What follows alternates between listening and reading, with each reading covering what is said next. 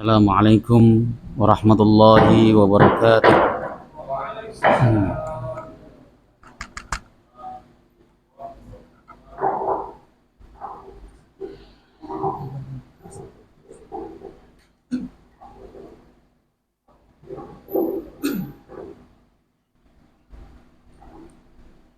Innal hamdalillah nahmaduhu wa nasta'inuhu wa nastaghfiruh wa na'udzu billahi min shururi anfusina wa sayyiati a'malina. May yahdihillahu fala mudilla lahu wa may yudlil fala hadiya lahu. Asyhadu an la ilaha illallah wahdahu la syarika lahu wa asyhadu anna Muhammadan 'abduhu wa rasuluh. Allahumma shalli wa sallim wa barik ala hadzal nabiyil karim nabiyyina Muhammadin sallallahu alaihi wasallam wa ala alihi wa sahbihi wa man tabi'ahu ila yaumiddin. Amma ba'du fa ya ibadallah, usikum nafsi wa iyyaya bi taqwallah wa ta'atihi la'allakum tuflihun. Qala Allah ta'ala fi kitabihil karim wa huwa asdaqul qailin, ya ayyuhalladzina amanu taqullaha haqqa tuqatih wa la tamutunna illa wa antum muslimun. فإن أحسن الحديث كتاب الله وخير الهدي هدي محمد وشر الأمور محدثاتها وكل محدثات بدعة وكل بدعة ضلالة. Alhamdulillah, segala puji bagi Allah Subhanahu wa taala, Tuhan semesta alam yang telah memberikan kita nikmatul iman wal Islam wa sihatil badan, sehingga pada kesempatan kali ini kita masih bisa melaksanakan perintah Allah. Salat maghrib berjamaah disambung dengan halaqah sejenak dalam rangka membahas agamanya Allah Subhanahu wa taala. Salawat beserta salam mudah-mudahan terus tercurah ke pangkuan Rasulullah Muhammad sallallahu alaihi wasallam beserta seluruh keluarga beliau, sahabat, kerabat dan pengikutnya, serta kita semuanya umat beliau, umat dakwah ijabah yang senantiasa istiqamah konsisten dalam menjalankan dan mengerjakan sunnahnya hingga akhir masa nanti. Jemaah sekalian yang dimuliakan oleh Allah Subhanahu wa taala, kembali kita melanjutkan kajian Himpunan Tarjih Muhammadiyah buku 1 pada Salatul Jamaah. Kemarin kita telah membahas tentang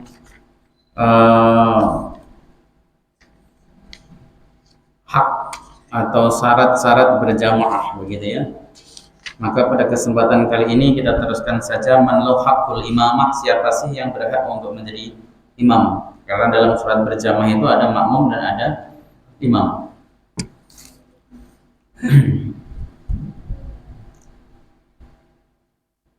Bismillahirrahmanirrahim. Qala al-mu'allif rahimahullahu ta'ala wa nafa'na bihi wa bi'ulumihi fid dharain. Rabbana shrah lana sudurana wa yassir lana umurana wa hlul 'uqdatam min alsinatina yafqahu aqwalana. Amin ya rabbal alamin.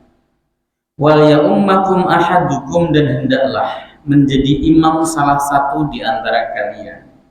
Salah satu di antara kalian itu bukan asal maju, asal berani, asal mentalnya bagus, tidak, tetapi harus memenuhi kriteria-kriteria tertentu.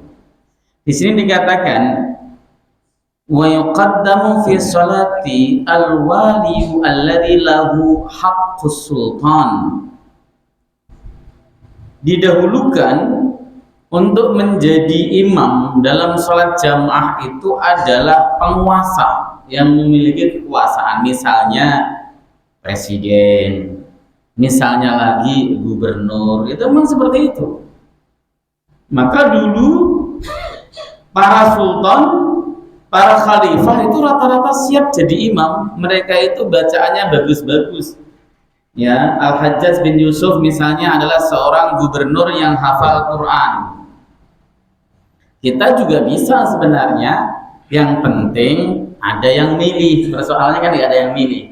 Yang maju bagus-bagus, nggak ada yang milih. Itu persoalannya. Kenapa ya? Karena kita belum termasuk orang yang bertakwa. Itu yang pertama ya. Jadi kalau kemudian si penguasa tersebut memang layak jadi imam, maka dia yang paling berhak yang pertama. Summa imamur ratib, kemudian imam rawatib, imam rutin, itu yang paling berhak. Meskipun yang hadir di situ ulama sekalipun, yang paling berhak untuk menjadi imam di masjid ini adalah imam rawatibnya, bukan si ulama tersebut. Kalau kemudian imam rawatibnya merasa minder karena ada ulama tersebut yang datang, misalnya ulama dari Mesir, ulama dari Saudi, kan minder.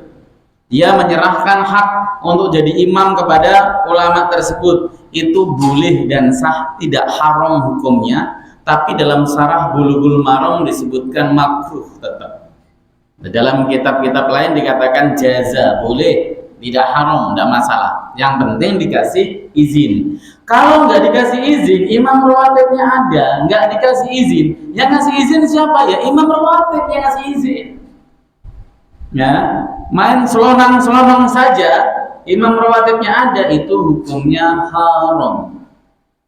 Meskipun yang hadir itu adalah orang yang bagus bacaannya, ulama dia, tetapi ketika dia main selonang-selonang saja untuk jadi imam tanpa seizin imam rawatib, hukumnya haram. Apalagi yang tidak bagus bacaannya, nekat itu namanya.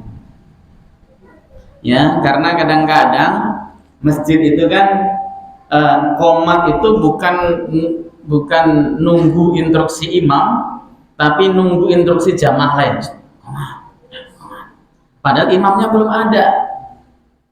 Yang benar itu nunggu sampai imamnya terlihat. Misalnya yang biasa rawatib Ustadz Fikri ataupun Ustadz Abi misalnya kan, rawatib kelihatan udah mau masuk, ada nih qomat, silahkan, boleh. Rasulullah itu begitu, ketika beliau keluar dari rumah, sahabat langsung qomat. Kenapa? Memang ada beliau begitu.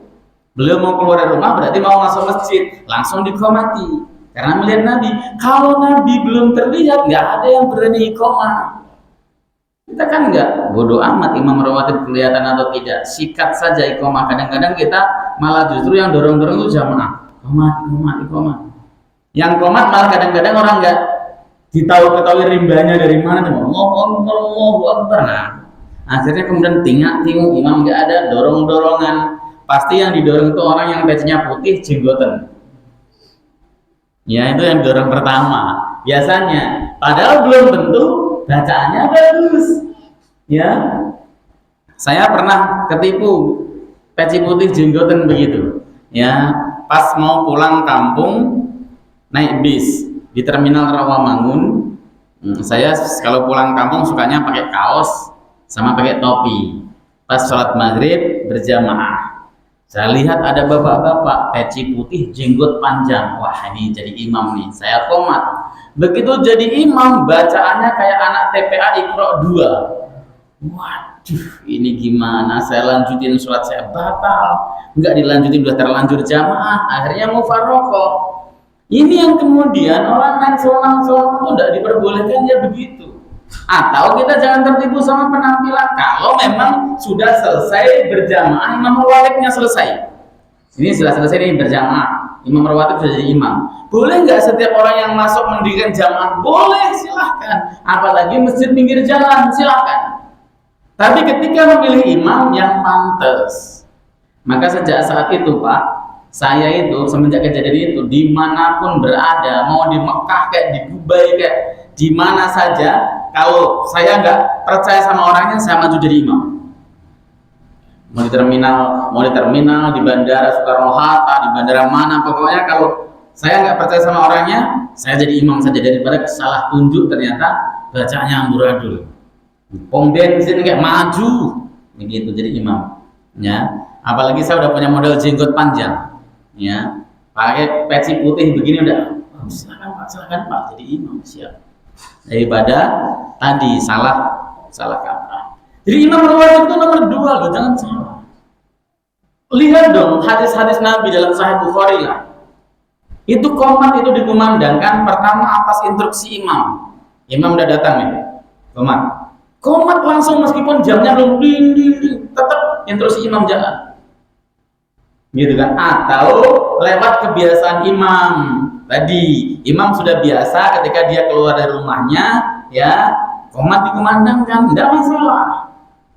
Ya, tetapi kalau tidak ada tanda-tanda itu jangan nekat, itu namanya nggak paham fikih. Ya, imam rawatib itu kedudukannya penting. Summa sahibul baiti, kemudian pemilik rumah di rumahnya. Kita nih berkunjung ke rumah teman kita, Anda bacaannya bagus, Ustadz Kabir, wah Ustadz gede, ceramahnya di mana-mana, bacaan Qurannya keren, punya sanad, punya rumah misalnya bacaannya sederhana, tapi dia selalu baik. Mana yang dulukan jadi imam? Tuan rumah. Itu menghormati. Silakan Pak, silakan. Ya, Anda silakan tuan rumah maju ke depan. Jadi imam dia. Kecuali tuan rumahnya, nggak Pak, saya nggak mau, kenapa? Saya grogi di belakang bapak boleh maju, tapi tetap seandainya dibanding keutamaan utama mana? Utama tuan rumah. Lain kali kalau bapak ketahuan tamu, Ustaz, kalau sholat duhur dan sebagainya, antum maju saja langsung jadi imam. Kenapa? Tuan rumah. Jangan kemudian orang pendatang disuruh tuan rumah maju. Gitu. Wadzalika liqauli Rasul sallallahu alaihi wasallam, yang demikian itu berdasarkan sabda Nabi sallallahu alaihi wasallam. La ya'ummanna ar-rajulu ar-rajula fi sultanih illa bi'idnih. Tidak boleh seseorang itu mengimami, menjadi imam bagi orang lain di dalam kekuasaannya kecuali atas izinnya. Ini tadi masalah imam rawatib itu menguasai lingkungannya, pemilik rumah menguasai rumahnya. Jangan main sonang-sonong kecuali dengan izinnya. Kalau diizinkan boleh. Versinya mazhab Syafi'i meskipun dapat izin hukumnya makruh atau khilaful aula, ya, menyelisih yang utama. Fa illam yakun ahadum mimma dzukira. Kalau memang enggak ditemukan orang-orang yang tersebut di atas, fal afqahu sumal aqra, maka yang dipilih orang yang paling faqih lalu orang yang paling bagus bacaannya. Ini perspektif tiga madhab. Orang yang paling faqih lalu kemudian orang yang paling bagus baca. Ini imam rawatib nggak ada. Sultan nggak ada lah, nggak mungkin sultan sholat di sini kan, nggak mungkin. Presiden Prabowo juga nggak mungkin sholat di sini ya. Gubernur DKI sekarang siapa ya? Nggak tahu ya, saya juga nggak tahu. Iya, maksudnya yang jadi sekarang PJ sekarang kan nggak tahu, saya juga nggak tahu. Nah, nggak mungkin. Yang imam rawatib kan jadinya kan, imam rawatibnya juga nggak ada. Imam rawatibnya nggak ada, nggak pesen sama orang, nggak wakil sama orang, Mas aku mau pergi. Nanti kalau imam antum ya, nggak pesen juga, nggak ada, kosong. Siapa yang maju jadi imam? Al-afqah, orang yang paling pandai dalam syariat. Meskipun hafalnya cuma juz 30. Afqah, kenapa? Karena dia mau jadi imam dalam ibadah. Dia harus tahu betul perkara yang membatalkan sholat dan perkara yang menjadi rukun-rukun sholat, perkara yang menjadi sunnah sholat dan perkara yang menjadi makruhat sholat. Ya, afqah. Yang enggak afqah, yang enggak faqih, enggak pinter agama, minggir dulu, enggak usah ikut daftar. Tahu diri. Sering saya bahasakan begitu. Tahu diri itu ngerti, oh iya saya nggak punya kompetensi, udah minggir. Udah, kalau orang yang nggak tahu kompetensi minggir, orang yang tahu kompetensi maju, dapatlah imam yang sesuai kriteria.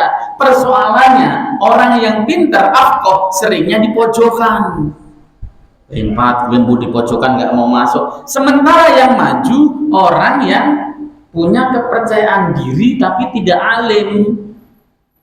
Udah hancur lebur bacaan sholatnya akhirnya. Ya. Kemudian aqra, orang yang paling bagus bacaannya itu setelah afqah. Qala al-Hanafiyatu, madhab Hanafi berkata yuqaddamul aqra al-afqah, didahulukan orang yang aqra, yang bacaannya bagus dan banyak atas orang yang alim. Kenapa? Karena mereka mendasari sabda Nabi Shallallahu Alaihi Wasallam, ya ummul qauma aqra'uhum li kitabillah. Yang menjadi imam bagi kaum adalah orang yang paling aqra, orang yang paling bagus pemahamannya terhadap Al-Quran, orang yang paling bagus bacaannya terhadap Al-Quran. Ini dimaknai letterlek oleh madhab Hanafi bahwa hanya orang-orang yang bacaannya bagus saja yang jadi imam. Afqah nanti orang alim.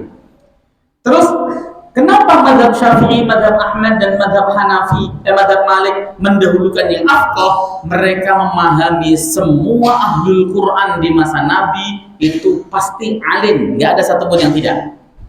Ahlul Quran di masa Nabi itu pasti alim, nggak ada yang tidak. Dulu Pak, orang kalau hafal Quran di masa Nabi itu pasti alim, karena mereka memahami makna dari Al-Quran. Zaman sekarang belum tentu. Hafal Quran banyak yang tidak alim, ya itu seperti itu. Makanya kemudian diambil bahwa afqah atau aqra, oke lah, tapi kriteria ini kan tetap jalan. Oke, Anda ambil aqra enggak masalah, ya orang yang paling qori bacaannya silahkan didahulukan. Tetapi kan tadi jangan suka nekat jadi imam. Yang penting saya berani, yang penting saya tampil ke muka, akibatnya jeblok, itu jangan sampai. Masjid itu tidak boleh nggak ada imam Pak, itu serius. Makanya imam rawatib itu harus punya naib, pengganti. Saya nggak bisa datang nih, tunjuk penggantinya siapa? Maaf saya ada kondangan nih, nanti saya rasa saya tidak akan sampai di masjid zuhur. Tunjuk penggantinya. Jangan kemudian gini, zuhur ini kan bukan sholat jahar. Tetap tidak boleh nekat meskipun bukan sholat jahar. Begitu cara memahaminya.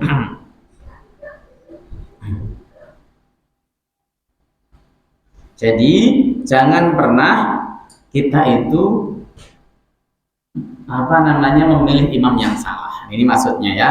Salah satu di antara kalian jadi imam itu maksudnya adalah imam yang tepat. Walakum ayyumakum al-a'ma awil maula. Sebenarnya kemarin kita bahas secara saya baca udah nih kayaknya.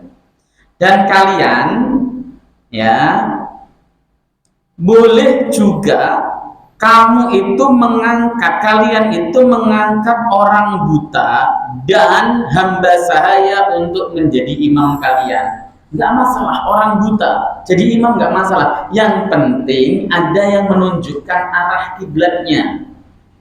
Budak boleh nggak? Boleh. Dalilnya mana? Sayyidah Aisyah radhiyallahu taala anha pernah berjamaah dengan Dhakwan. Dhakwan itu budaknya Sayyidah Aisyah. Beliau jadi budak, ketika jadi imam, beliau membaca mushaf.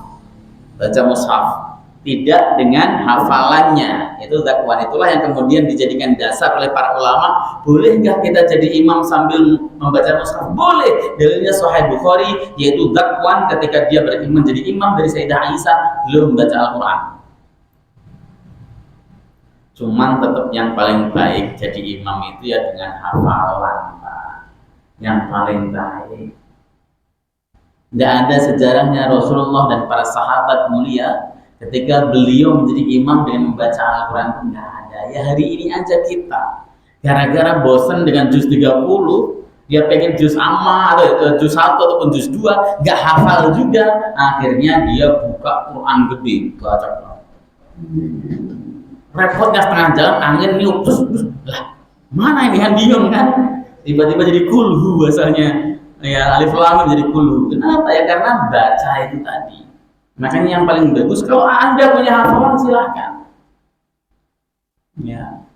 Dan membaca Quran Pak terbaik itu minimal 3 ayat kalau surat panjang ya. Kan ada masjid zaman Ustaz nanti imamnya 2 ayat saja, minimal 3 ayat yang utama ya. 1 ayat juga boleh tapi minimal yang utama adalah 3 ayat. Itu dasarnya. Falyakum al-ma'mumul wahid yaminal imam wal isnani fasa'idan khalfah. Maka hendaklah satu orang makmum berdiri di sebelah kanan imam. Kalau 2 orang atau lebih di belakang imam, di sebelah kanan. Kalau sebelah kiri nggak dapat fadilah jamaah, maka kemudian ketika ada makmum kok di sebelah kiri, kita tarik dia supaya muter di kanan. Ya, kita tarik dengan gerakan yang minimalis supaya muter ke kanan. Kalau posisi makmum di belakang sendiri tapi di belakang, dia tidak mendapat fadilah jamaah, sah sholatnya tapi tidak mendapat keutamaan sholat berjamaah. Makmum berdua nggak usah ragu-ragu Pak, meskipun itu yang tadi berjamaah itu mantu sama mertua, karena mantu sama mertua kan nggak enak tuh ya. Yang makmumnya mertuanya, imamnya mantunya, kalau mepet banget itu nggak enak. segen, akhirnya mundur dia di belakang gitu kan. Sholatnya bagaimana? Sah. Dapat fadilah jamaah enggak? Enggak. Karena tidak mengikuti aturan. Ada orang sholat di sini, sholat di imam nih, kemudian jamaah 2 shaf. Bapak sholat sendirian di belakang, sah enggak? Sah. Perspektif Syafi'i sah, tapi nggak dapat pahala jamaah di masjid tadi. Kalau Hambali nggak sah jelas. Mazhab Ahmad bin Hanbal itu sholat sendirian di belakang shaf nggak sah, batal sholatnya. Ya, kalau yang dipilih di tarjih, ya beliau tidak mengatakan tidak sah, mengatakan sah, tapi tidak mendapat fadilah jamaah, tapi tetap dianjurkan apabila kita sendirian berjamaah untuk mengajak orang depannya tarik mundur ke belakang supaya menjadi teman dia di dalam melaksanakan sholat. Kalau 2 orang atau lebih, ya disusun di belakang imam. Wal tusawwu sufufakum wa tarasu. Hendaklah kamu meluruskan dan merapatkan barisan kalian. Lurus, rapat, seperti satu kesatuan. Lurus, tungkainya itu jadi patokan. Patokan kita misalnya garis paling belakang, ya, itu semuanya harus rata. Jangan sampai ada yang menonjol maju, ada yang mundur. Dan rapat. Rapat menurut jumhur itu nggak harus kemudian mepet-mepetan, enggak. Buka kitab-kitab fikih dari 4 mazhab. Mepet-mepetan, kaki ketemu kaki boleh. Yang penting jangan menyakiti. Boleh. Bukan lo nggak boleh, boleh. Saling menyentuh kakinya, pundaknya menyentuh, boleh nggak? Boleh. Tapi seandainya tidak menyentuh, ada renggang dikit, ini renggang dikit, kakinya renggang dikit, apakah itu masuk rapat? Termasuk. Kata siapa itu? Semua ulama fikih sepakat itu termasuk dari bagian rapat. Ya, tapi kalau kemudian saya mau nempel Ustaz, silahkan. Yang penting jangan menyakiti, pakai nginjek kaki, itu nyakiti, Pak.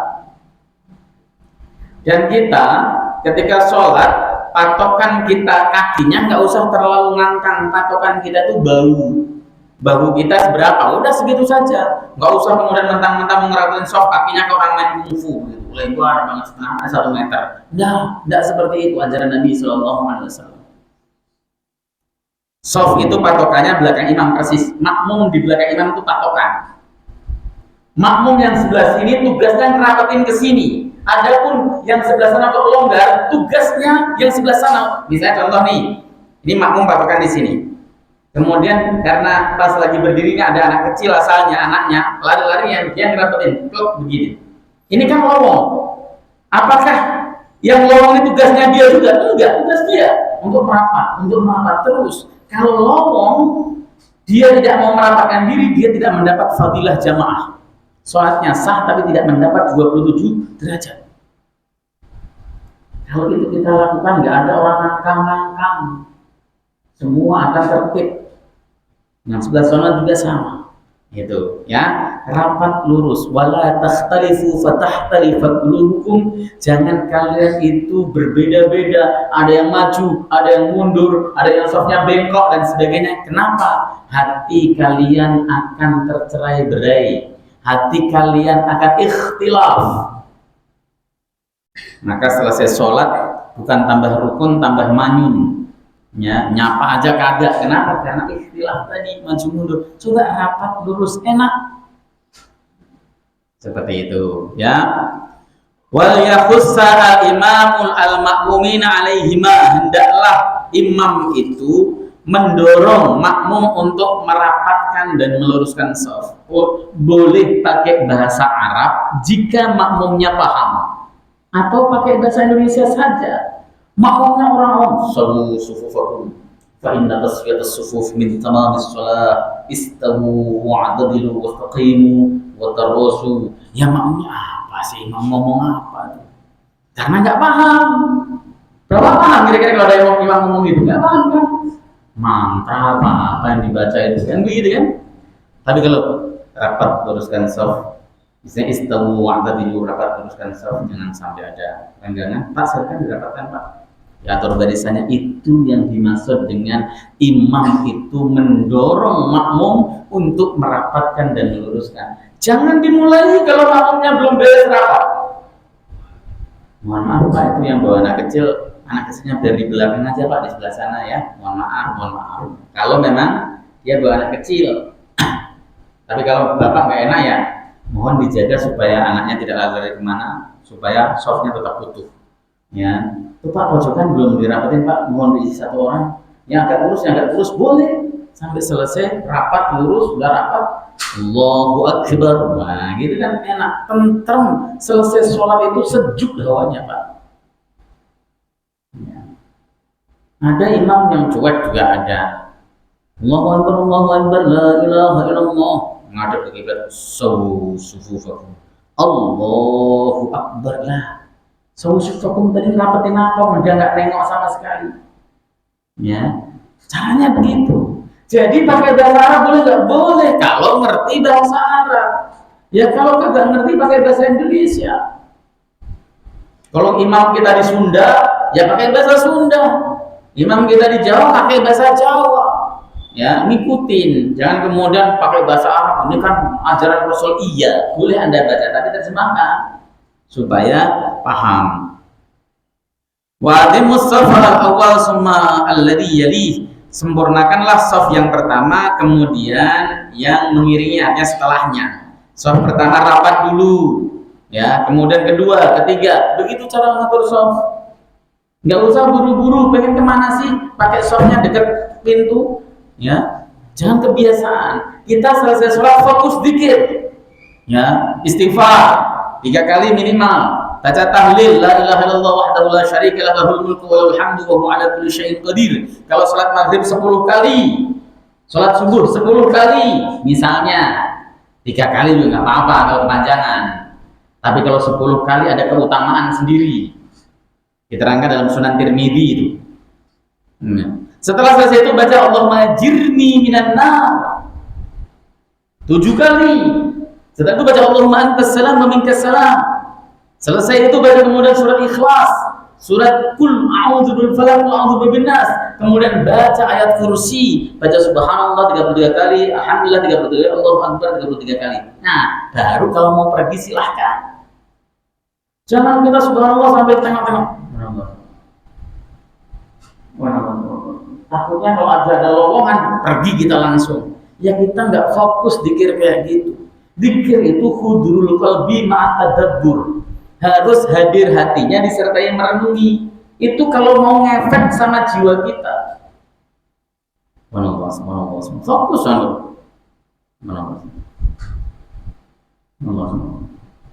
begitu ada yang kita pergi juga. Nah, itu namanya kan zikir dalam rangka mengisi lowong kekosongan doang. Tenang saja, fokus. Ya, fokus zikir. Makanya soft itu penuhi. Ada soft pertama kosong, segera jemput. Ya, nggak usah pakai nunggu. Apa aja, kenapa? Bapaknya pakai peci sama pakai sarung, misalnya pakai kaos, nggak ada bedanya. Pakai peci maupun pakai sarung, pakai kaos, yang penting sopan. Jangan kemudian membuat kegaduhan. Kaos gambarannya gambar perempuan nggak pakai jilbab misalnya, itu baru konsentrasi. Kalau dari depan kaosnya nggak bener, repot kan?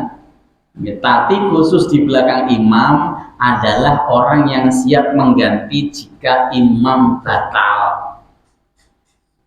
Batalnya imam tuh banyak Pak, bisa karena hadas kentut atau tiba-tiba pingsan. Bapak harus siap sigap menggantikannya. Atau imam tiba-tiba batuk kesedek, mungkin habis makan gorengan kan, cabenya masih nyangkut, kesedek, batuk. Nggak bisa ngelanjutin, imam mundur, bapak harus maju. Itu makanya yang di belakang imam orang yang betul-betul siap. Kalau bapak nggak siap malah nengok-nengok, lah imam kok mundur, bagaimana ini gitu kan? Ya repot gitu.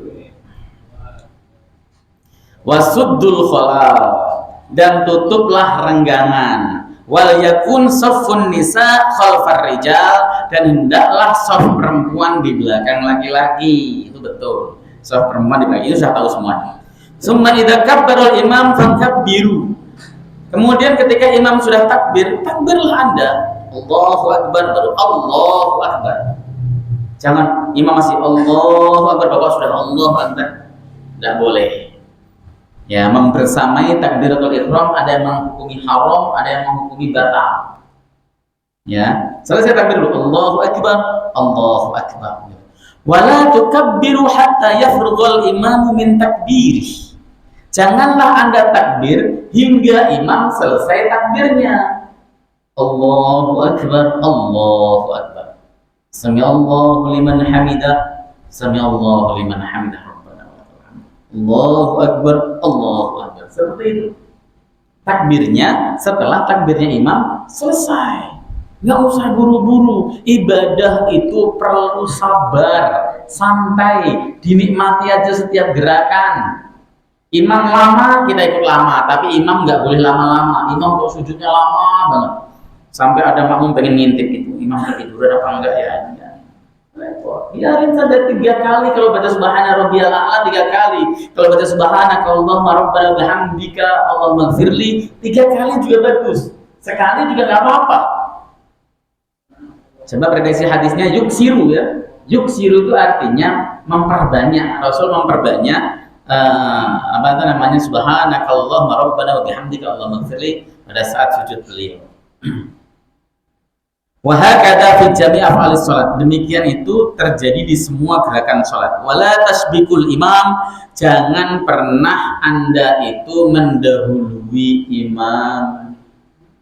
Ini biasa kalau mendahului imam itu imam baru Allah sudah bergerak, itu namanya bisa mendahului imam. Perspektif ulama, jumhur ulama mendahului imam hukumnya haram. Haram. Jangan sampai mendahului gerakan imam. Wala yutawwilul imamu qira'atah. Nah ini, imam itu jangan memperpanjang bacaannya. Mentang-mentang dia hafal Quran, sholat jamaah yang dibaca 1 juz. Ya ngolek semua makmumnya. Yang di belakang sampai gem-gem. Di belakang lagi batuk-batuk. Ya, itu kalau sengaja batal ya. Kalau nggak ada apa-apa, kalau dehem ataupun batuk sengaja begitu batal. Makanya nggak usah ditelan saja Pak. Aduh. Tapi kalau yang dibaca cuma 15 ayat itu masih sedengan. 10 ayat itu masih sedengan. Ya, jangan imam baca 15 ayat panjang amat. Loh, 15 ayat itu masih sedengan. Ya. Kecuali yang dibaca 50 ayat. Bapak berkomplain, tak kepanjangan. Masa sholat maghrib aja sampai 20 menit gitu kan. Itu kepanjangan. Ya, tidak saja imam itu jangan memperpanjang hal yang lain-lain. Contoh nih, sujud atau rukuk sujud itu kan disunahkan berdoa. Ya kan? Aqrabu ma yakunul abdu min rabbi fa huwa sajidun fa'aksiru minallahi du'a. Kondisi paling dekat seorang hamba kepada Tuhannya adalah pada saat sujud. Perbanyaklah sujud, berdoa pada saat sujud. Sunnah doa. Tapi imam tidak boleh. Kenapa? Kelamaan. Apalagi imamnya bujang, minta jodoh lagi yang lama, kelamaan. Ya, setelah baca subhana rabbiyal a'la atau subhanaka Allahumma rabbana bihamdika Allahumma ighfirli, doa lagi, doanya sampai 5 menit misalnya. Yang di belakang, karena makmum itu macam-macam kebutuhannya. Ada yang makmum tadi sudah dipesenin sama istrinya, Pak, sholat jamaahnya jangan lama-lama, gas habis. Ya. Suruh masang gas maksudnya kan. Lah ketika rukuknya lama kan pasti dia ingat, wah alamat kemarin istri nasi rumah gitu kan. Ya kenapa? Karena masing-masing kebutuhannya beda-beda. Maka imam tuh jangan panjang-panjang, sesuai dengan kebutuhan. 3 kali cukup. Ya, membaca doa ketika mau salam, kubaiti salam. Setelah kita membaca Hamid fil alamin innaka Hamidum Majid. Baca Allahumma inni a'udzubika min adzabi jahannam wa min adzabil qabr wa min fitnatil mahya wal mamat wa min syarri fitnatil masiihid dajjal. Selesai, salam. Nggak usah pakai doa ini, doa itu kepanjangan. Kalau makmum boleh. Kita nih sudah selesai doa, imam masih lama, belum selesai. Kita tambah doa lagi, silahkan. Kalau makmum bebas, imam tidak boleh. Bahkan imam sudah salam sekalipun, makmum pengen nambahin doa itu masih boleh. Kalau imam jangan panjang-panjang. Ini Muhammadiyah ini tarjihnya mana? La yutawwilul imam qira'atah. Imam itu jangan suka memperpanjang qiraatnya. Tapi kalau masih tadi dalam batas 10, 15 itu masih wajar lah, masih enteng gitu. Kita belum gemetaran kakinya. Saya pernah ikut sholat jamaah pas sholat duhur itu. Ya, sholat duhur kalau nggak keliru selesai dari takbir sampai salam itu sekitar 15 sampai 20 menit. Lamanya berdiri Qur'annya lama nih, kelihatannya surat Al-Baqarah nih. Setengah juz mungkin ya, lama banget. Habis itu rukuknya sama dengan lama membacanya. Rukuk Pak, nungging itu sama dengan membaca surat tadi. Apa nggak pegel-pegel langsung ini? Ya, lama banget selesai. Iktidalnya juga lama, sujudnya lama. Katanya ini sholat yang diperhatikan Rasul. Betul, Rasul memperhatikan seperti itu, betul. Sebab jamaahnya Rasul itu para sahabat yang imannya kuat. Ya, sahabat Sa'ad bin Abi Waqqas ketika menjadi gubernur di Irak, di Baghdad, beliau sholat mempraktekkan bacaannya Rasul, dikomplain sama jamaahnya. Panjangan apaan sih, nggak suka. Suratnya dilayangkan ke Umar bin Khattab, Khalifah Amirul Mukminin. Dipecat loh jadi gubernur. Dipecat. Iya, kenapa? Jadi fitnah, orang jadi nggak mau ke masjid. Ya, jangan niru Rasul jamaahnya para sahabat yang imannya kuat. Nah kita boro-boro kuat Pak, mau ke masjid aja udah luar biasa. Imam yang bagus itu Pak, begitu selesai sholat, jamaahnya berazam, bercita-cita, saya nanti mau jamaah lagi di masjid itu. Kenapa? Enak imamnya, bacaannya nggak buru-buru, pendek lagi, senang pasti. Coba kalau bacaannya tadi kayak begitu, sholat kok lama-lama, besok nggak sholat begini, itu fakta kok. Fakta. Ada masjid, ini fakta, saya ceritakan. Ada masjid, sholat tarawih, niru Masjid Nabawi, baca 1 juz setiap malam. Itu serius. Kita praktekkan, kita hatamkan Quran dalam satu bulan Ramadan. Kita baca dalam 1 juz dalam 1 malam. Masjid itu dulu-dulunya ketika praktek sholatnya masih pendek-pendek, itu penuh terus. Minimal sampai 15 hari itu penuh terus. Begitu dipraktekkan begitu, hari pertama penuh, hari kedua tinggal 2 sok. Yang lain pasti nggak mau. Lamaan di sana, kenapa? Cari yang paling agak cepetan, pegel. Itu serius. Itu hari kedua loh. Seminggu kemudian tinggal 1 sok. Yang lain sholat sunnah bapak PKI gini susahnya. Ngapain sholat wajib aja enteng? Itu terjadi. Itu jadi fitnah. Sholat jamaah itu, imam jangan menyebabkan orang yang asalnya mau ke masjid jadi ogah ke masjid. Pak, kok nggak ke masjid Pak? Imamnya bacaannya kelamaan. Ya. Kalau imamnya bacanya pendek, bacanya juga bagus, senang, ada besok ke masjid lagi ya, masjidnya. Itu seperti itu yang harus kita dorong. Tapi juga jangan diprotes Pak, imam baru baca Amma yatasa'alun sampai selesai, imamnya kepanjang. Amma yatasa'alun itu surat pertengahan, nggak panjang termasuk. Panjang itu kalau imamnya tiba-tiba baca surat Tabarok sampai habis, itu panjang. Apalagi baca Yasin sampai habis, nah itu panjang masuknya Pak. Itu harus lihat dulu jamaahnya. Ada Pak Haji nggak di situ? Ada, berarti nggak boleh panjang. Kenapa? Pak Haji udah sepuh. Harus dilihat satu-satu. Ya, kalau yang sepuh-sepuh kan nggak kuat panjang. Kalau muda-muda, anaknya baru sekitar 1 dan sebagainya, ya geber silahkan, kuat mereka. Gitu cara jadi imam. Wal tunsid idza qara'al imam jahron fala taqra syai'an illa bil Fatihah. Dan hendaklah Anda diam ketika imam membaca jahr. Jangan membaca Quran sedikit pun kecuali surah Al-Fatihah. Pada saat imam membaca surat, misalnya membaca surat Wadduha wal-laili idza saja ma wadda'aka rabbuka wa ma qala. Bapak jangan niruin bacaan lagi. Jangan ikut baca Wadduha. Loh, saya kan pengen baca Quran. Salah. Siapa yang nyalain? Rasulullah. Di dalam hadis riwayat Ubadah bin Samit yang dia dinukil oleh Al-Imam An-Nawawi dalam Majmu' Syarah Muhadzab. Selesai sholat Rasul berkata, saya terganggu loh di dalam sholatku tadi. Siapa di antara kalian yang membaca surat di belakangku? Kami ya Rasulullah, kami membaca Al-Quran di belakang engkau. Nabi mengatakan, la taf'alu, jangan anda lakukan illa bi fatihatil kitab, kecuali membaca surat Al-Fatihah.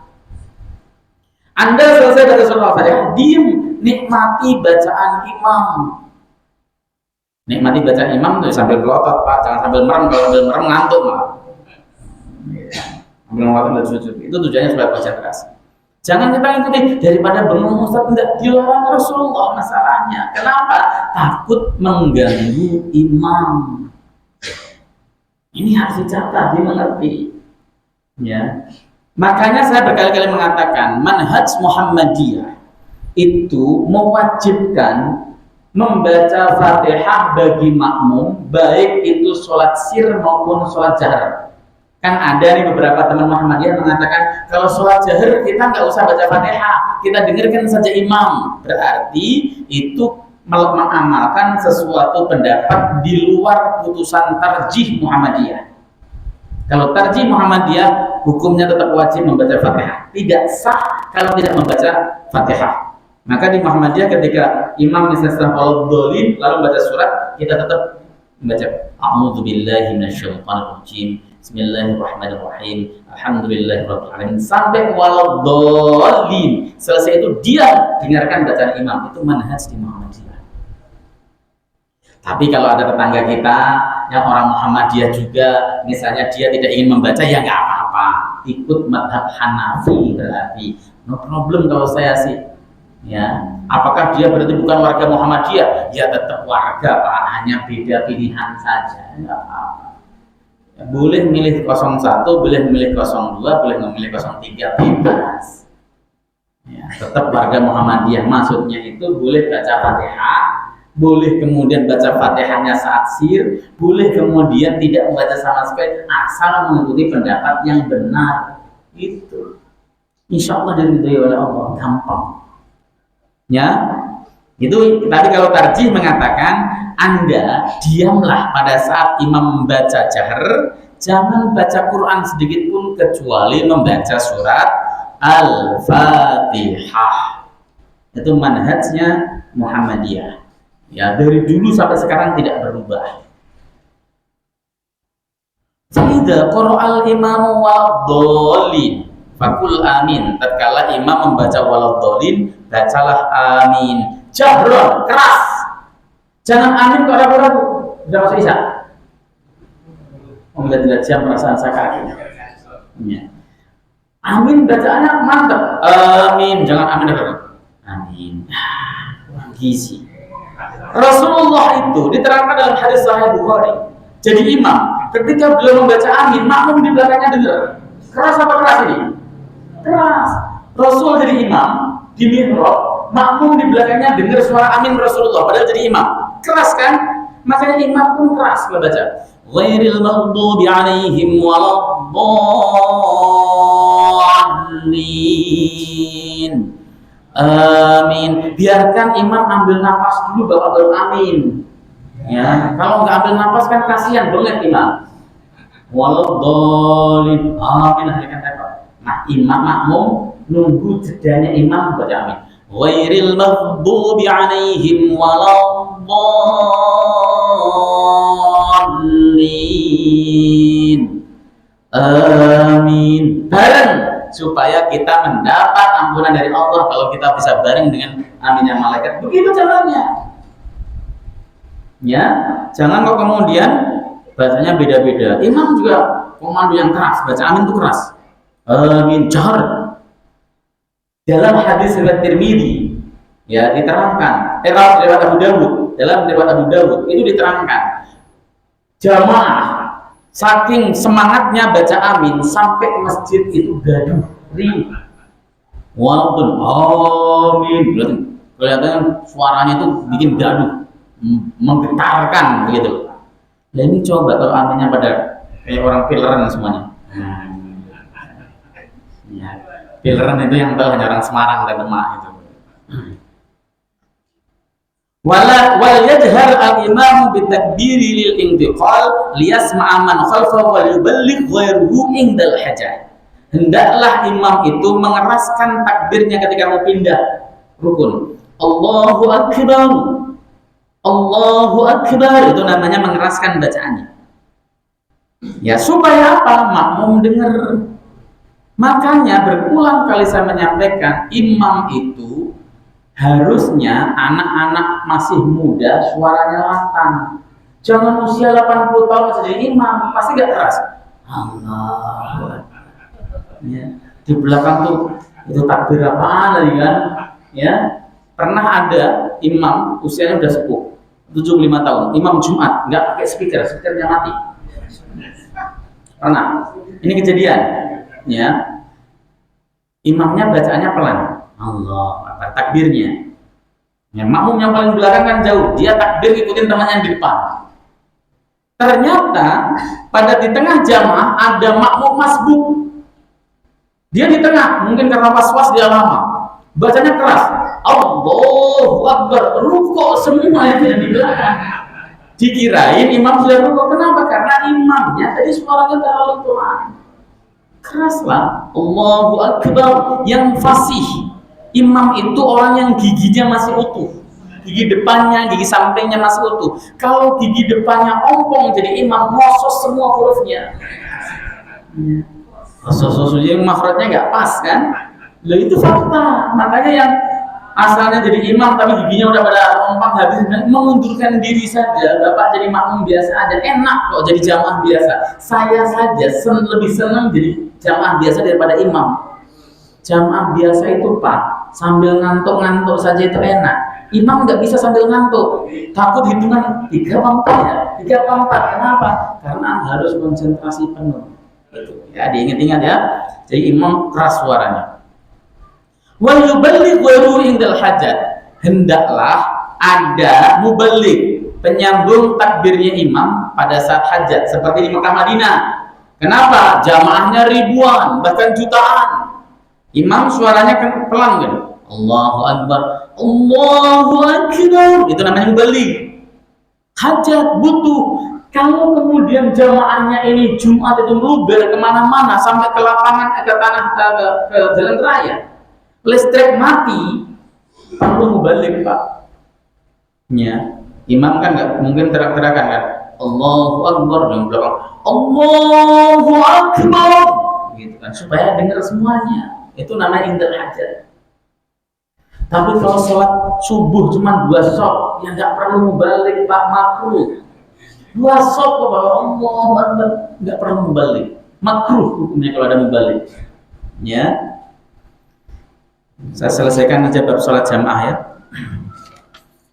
Wa idza ji'ta ila sholati wal imamu ala ayyi halin fakabbir wa fa'al kama yaf'alul imam wa la ta'udduha syai'an illa idza adrakta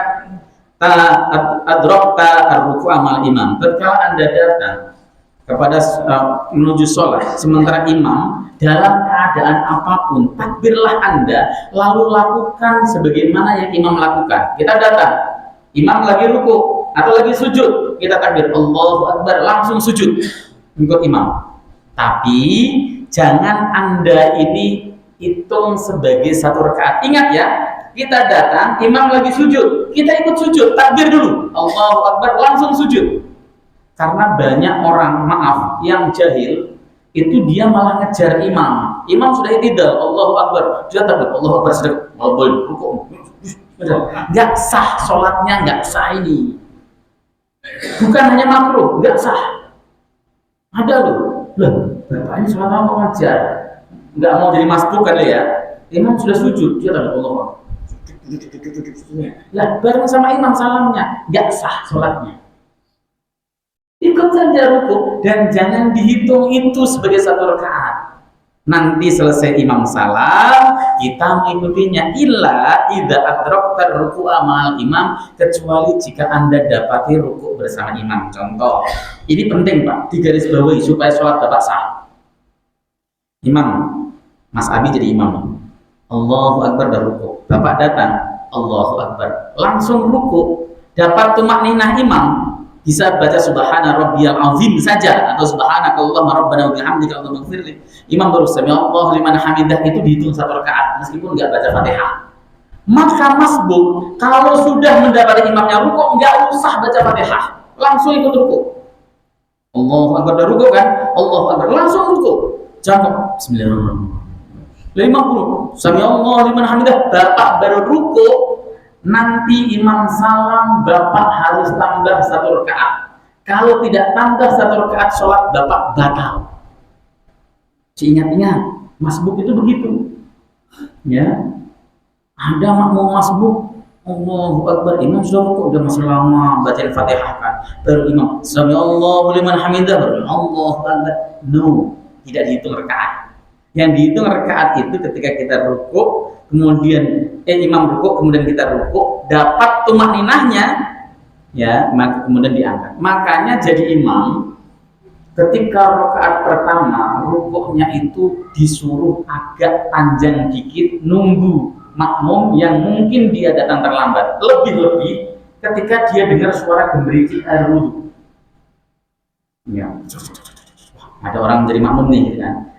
Agak diperlambat bacaannya. Subhana rabbiyal azim, subhana rabbiyal azim, subhana rabbiyal azim, atau baca subhanakallahumma rabbana wa bihamdika Allahumma ighfir, supaya dia dapat tumakninah. Itu caranya.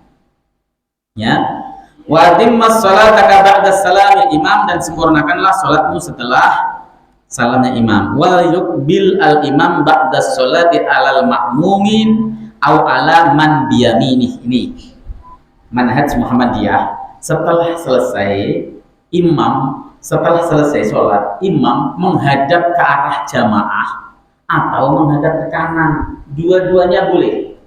Ya, dua-duanya boleh. Nah, ini antum bisa cek dalam semua kitab fikih. Ya memang begitu. Menghadap jamaah itu begitu selesai kita dan berzikir menghadap jamaah. Atau posisi kita menghadap ke arah kanan, itu boleh. Menghadap ke kanan saja boleh, bisa dipraktekkan. Ya, memiliki dasar dalam hadis-hadis sahih. Itu boleh dipraktekkan. Wajlis ba'da faragis salat, dan duduklah Anda setelah rampung melaksanakan sholat. Wallahu ta'ala alam. Kita besok akan membahas bab sutroh. Mudah-mudahan kita akan bahas secara terpisah bab sutroh ini, meskipun tetap akan masuk juga di bab sholat Jumat. Ya, bab sutroh ini penting karena banyak di antara kita yang belum memahami apa sih makna sutroh. Kalau ditarji disebut dengan kata sitroh, tapi yang masyhur bacanya sutroh. Tapi boleh dibaca sitroh, boleh dibaca sutroh, boleh. Allah. Ada pertanyaan? Nggak ada, alhamdulillah.